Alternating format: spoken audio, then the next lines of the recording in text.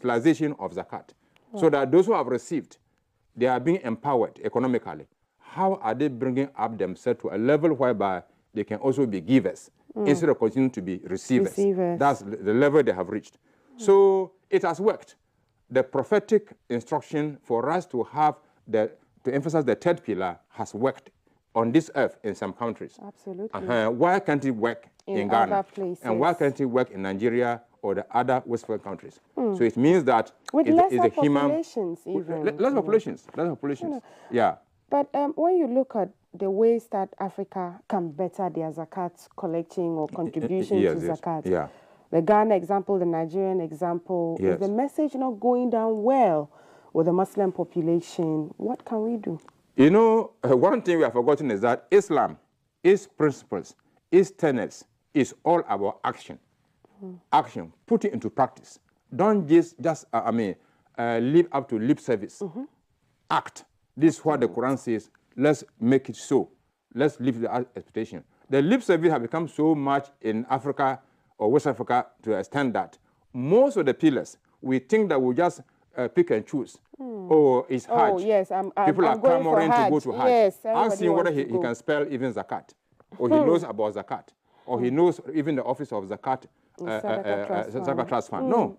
But for the Hajj village, no Muslim in Ghana doesn't know the Hajj village. But now they are still struggling. So meanwhile, this is just a pillar. And those who build mosques as well, yes, and those who build mosques. But they want to have a house in heaven. So every corner. The house in heaven should reflect in somebody's life. Here, to fend for himself. Then that one, you see, Allah is not, the principle is not like us. He rewards you according to your intentions. Absolutely. That is, the actions are just according to the intentions. The intention is the most important. So when they say 5 pillars, adopt the 5 pillars. Even the Hajj comes last because it's not mandatory. If you have the means, you perform. Meanwhile, you have not actually paid zakat or sadaqah. Therefore, you have not purified your wealth. And therefore, the wealth from which you have not purified, part of it is being used for the Hajj. Hajj and Umrah. And Umrah ought to be purified first. And it will be multiplied. Right. So you have to send clean money to perform Hajj and all the other pillars. Absolutely. So all the 5 pillars dovetail into each other. You can't take one and leave the other. But in Africa, what is hampering our progress is that most of West African states, in particular, have left out the zakat institution as if you don't have. And Allah is only asks you to take out 2.5% of your income if it has reached a certain threshold. That's the nisab. If you see below it, it's not obligatory on you. But if it's above it, annually it's 2.5%. We in Ghana have even brought it down to a level that it can be minimal. Right. That is monthly.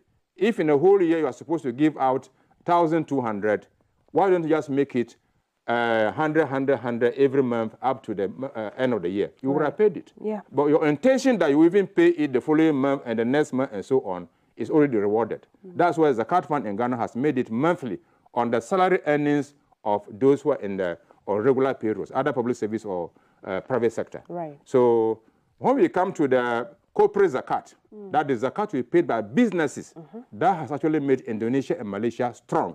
Wow.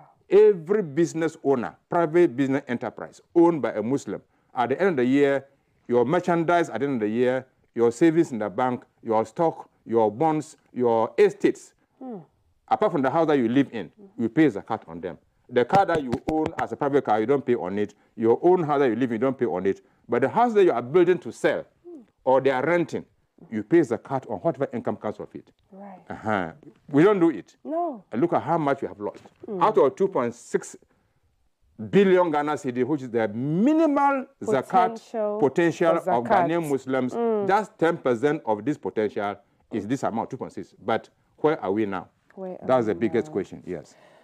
How can anybody reach the Zakat and Sadaqah Trust Fund, and how can they also contribute, and where does the money go to? Thank you very much. First of all, you can simply write down our website, zakatfund.org.gh, zakatfund.org.gh. When you go to visit this site, you see the profile of our dedicated and selfless board members.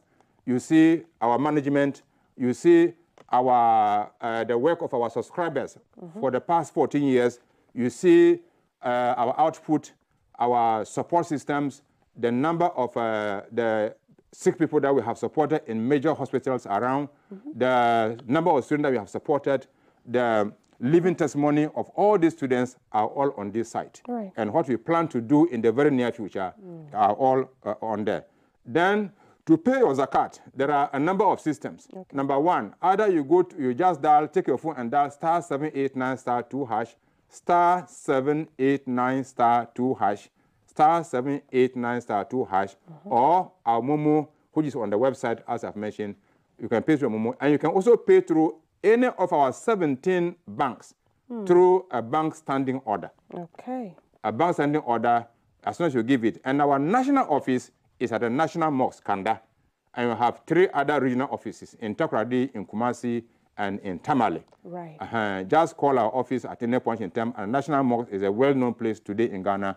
You will see us. You'll be supported in every way to help you fulfill your zakat obligation. Okay. If you have a work system, we can educate you. We can even help you to, in many other ways, in many other ways. Apart from the zakat, apart from sadaqah, apart from the infaq, apart from the wakaf, there are many other ways our technocrats, board members in particular, can assist you, even in your business, inshallah, with prayers and the prayer from the beneficiary who benefit from you. Eventually, will go a long way to purify your wealth, to brighten your future, and empower you spiritually, inshallah. Are there any organizations that you're partnering with that you'd want to, say thank you to and appreciate them?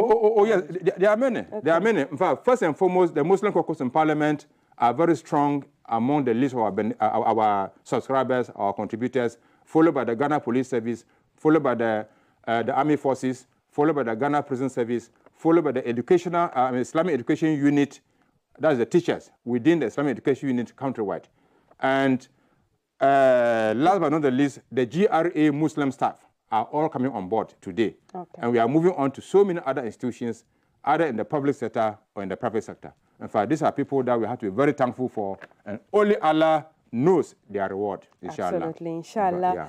This is how we have to draw the curtain on today's edition Al-Hajj, inshallah. I'm sure Friday we'll be back with another interesting, educative and informative session on Zakat Hour, and it's about the Zakat and Sadaqah Trust Fund, how you can donate. Do you have money? Do you have bonds? Do you have shares?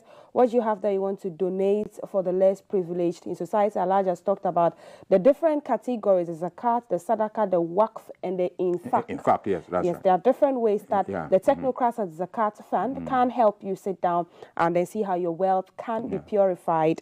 And, Allah has said the potential of Ghanaian Muslims when it comes to Sadaqah and Zakat, 2.6 billion a year potentially for minimum. Muslims. Minimum is what we can raise and be able to support. And for businesses as well, Alaj, you mentioned that there are about 200,000 Muslim-owned businesses. Muslim-owned businesses. Corporate Zakat. Absolutely. And so all of this information you can watch again on GTV Ghana, where we streamed live. I am Altiti Saida Sadek, and I've been speaking with Hajj B.M. Adam, CEO of Zakat and Sadaqah Trust Fund. We'll see you again. Bye.